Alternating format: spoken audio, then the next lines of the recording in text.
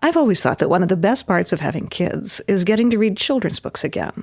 And not even chapter books, picture books. Remember all your old favorites? Curious George, Little Bear, Francis the Raccoon?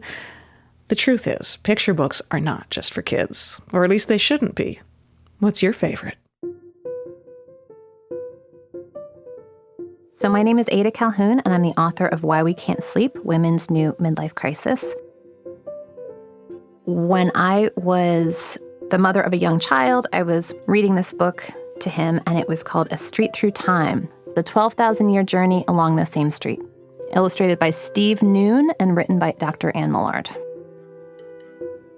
The great thing about it, it's mostly pictures of the same street, and every time you turn the page, it's hundreds of years later. So the houses go up, then there's like an invasion, the houses come down, and then they come back up again, and then they get bigger.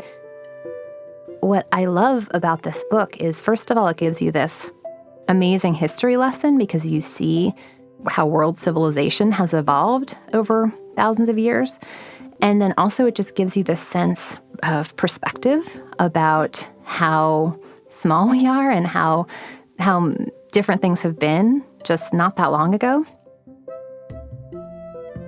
And I love it that, like, you'll see somebody will drop his sword in a battle, and then another 200 years later, someone will fish out the sword while they're out in their rowboat.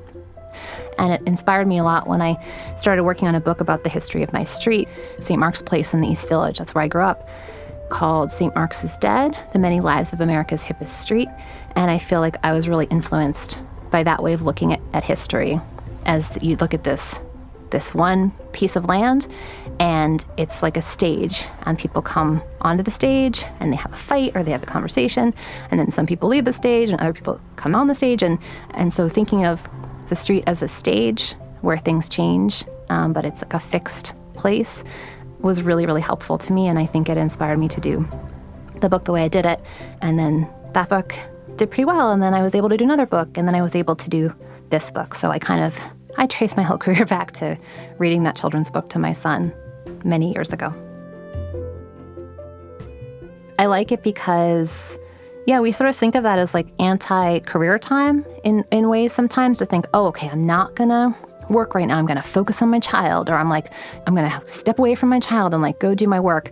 But I think a lot of the best things with both are when they come together. And I think about now, like, reading that book to my son was really creative for me. It was really inspirational, and I feel like led to basically my whole writing career in some ways.